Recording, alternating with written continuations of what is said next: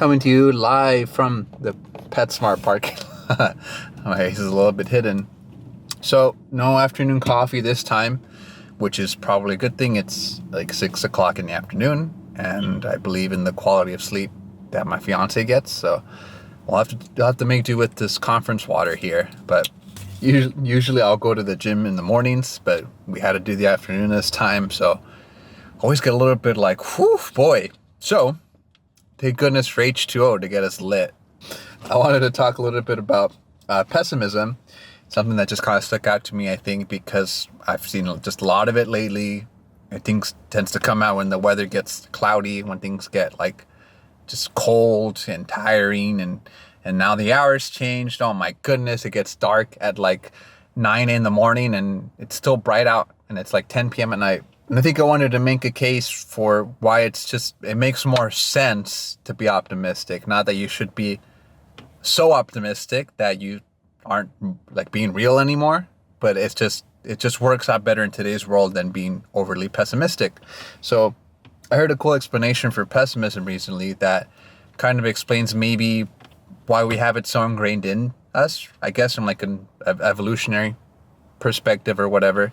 So pessimism was real handy when we were like in like hunter-gatherer times or whatever, right? When we had to go out into the open, no shelter, had to hunt for food every day, and that was our existence. When your homie was more likely to look like Fred Flintstone than he was to look like your coworker from Big Lots.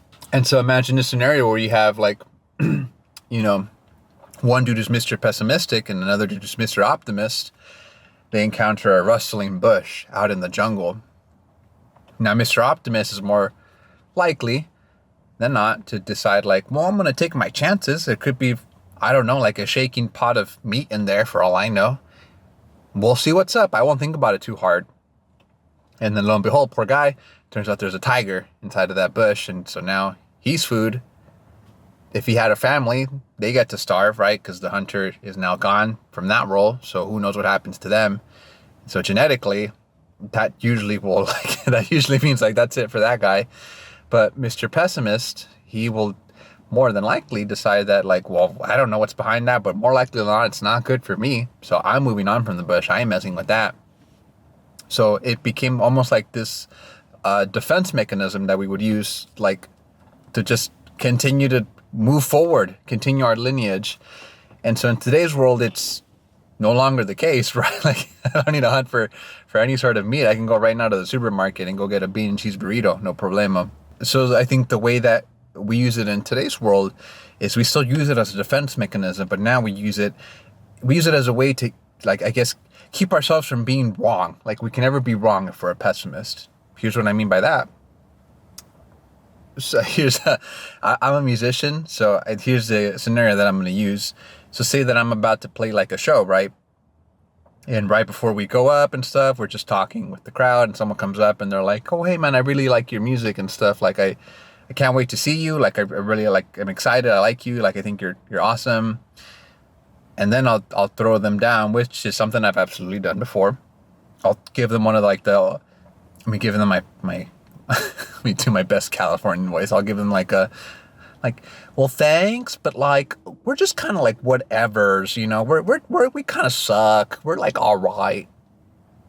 I don't know where that came from. It's not how I talk at all, but I live in SoCal, and so I'm just kind of there, like, yeah, like we're not good, like whatever. If you thank you, but watch us suck up there, whatever. Now I've given myself the perfect out. Here's the two ways that it can go down now. Option A is I go up there on stage and I suck. Cool. That's exactly what I said was going to happen. No harm, no foul. Ego, not eagle, is safe. And I get to just continue this line of logic, which works awesome because I'm always right. Why wouldn't I continue to be a pessimist? Or option B, which is even better. I go up there and I kill it. Which means not only did I get to like prove myself, my own statement wrong. Wow. I started from a lower point and I actually did the opposite. Even more of a let's feed the ego type of moment. And so now it's like I'm definitely going to be pessimistic all the time because there's no risk to it. When we delve down the path of too much pessimism, we don't allow ourselves, I think, as much like as much ability to like just really like learn from our mistakes in our environment. Like I think when we're overly pessimistic, we don't get to open our mind to just alternate ways of thinking. I think here's a good example. Another complaint that I've been seeing a lot recently is the idea that, well, everything's so expensive. Everything, like my grandparents had it easier because you bought a house for paper clips and lives in like the nicest part of town, and he paid like $12 for gas, and we have inflation and the cost of living and this and that, which isn't like a case against inflation or wages stagnating. Those are, I think, their own issues, and they certainly are like a problem. But conversely, it's kind of like, okay, well, let's think about, say, that example a little bit more critically, right? It's like, okay, cool. Yes, things are more expensive now, but if you consider the quality of the things that are available, like 100 years from now, I probably would have been more worried about catching typhoid than I would be like, oh my God, the eggs are $12 a carton.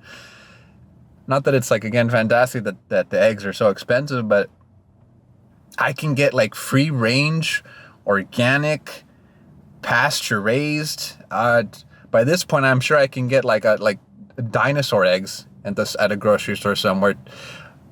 My point being is that the amount of quality, the selection, the ease of access. Again, I don't have to go hunting for a chicken and raise it to, full coop status. It kind of starts to negate a little bit okay, but have you considered like the trade-offs of the fact that everything's so expensive? Okay, cool, your grandpa managed to get a house, but have you considered that maybe he worked a job drunk for 12 hours a day in a factory warehouse with zero regulations, and the fact that he had 8 children? So, you got to figure it out. There's always like trade-offs when you start to think about these things a little bit more critically. And so you can choose to be a pessimist and kind of like complain, bitch, and whine about how it is.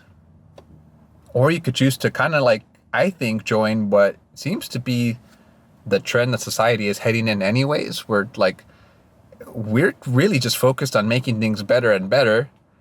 Again, not to negate any problems that exist now. Of course, we have our problems and things that, we need to address. But overall, really like thinking about it critically and deeply, we seem to be focused on making things constantly better and better and better, which is kind of an optimistic way to look at it if you think about it.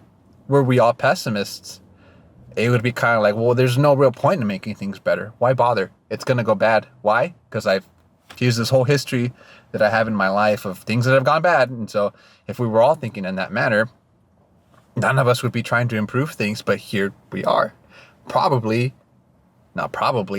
Definitively, I think, in the best possible time to be alive as a human being. Think about the amount of information that we have access to, right? Where like the things that you would probably need to, like, you need to know someone who knows someone who knows someone who knows another guy who owns a temple with an owl on it inscribed into the walls, to talk with like the great thinkers or just general philosophers or whatever of the days, versus like now where it's like, you get to pull your supercomputer out of your pocket and beep boop, what question do I have? And whether it's a robot AI that tells you, or, you yourself doing the research, like the amount of just information, right? Like that we have access to versus like 100 years ago, like it's all trade-offs. But overall, it seems to be, to me anyways, clear, as someone who lives in a developed country. I mean, if you're watching this from maybe like a developing nation, God bless you. I'm thrilled that you have found the time and energy to watch me yap. But I think most of us, we do live in like a pretty kick-ass part of the world, all things considered, in a grand scale. The quality of life, the things to be grateful for, the amount of just like change and better things that we're all collectively working to, like I seriously think there's no better time to be alive. And so I think that's even why like someone who's overly pessimistic can tend to look like it's not cool to do that anymore.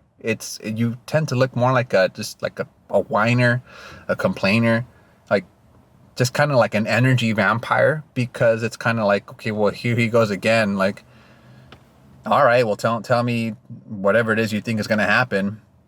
Why? Because it's so much easier to be pessimistic. It's no risk.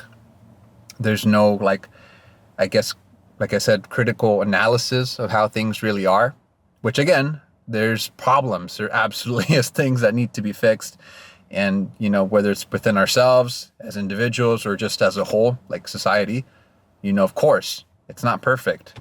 If you're currently not happy with your situation, maybe you're stuck at a dead-end job or something like that. It's kind of like